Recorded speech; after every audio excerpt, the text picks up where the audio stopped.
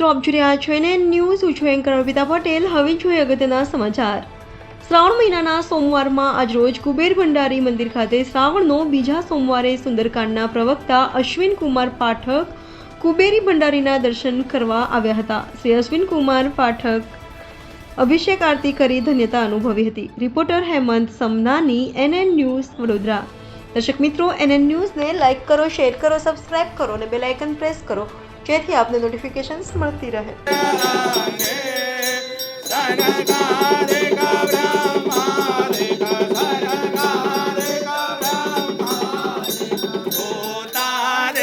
संगे ओम हर हर हर महादेव कर मध्ये सुखमंडलो चक्र त्रिशूल धरता सेवा चक्र त्रिशूल धरता योग करता योग धरता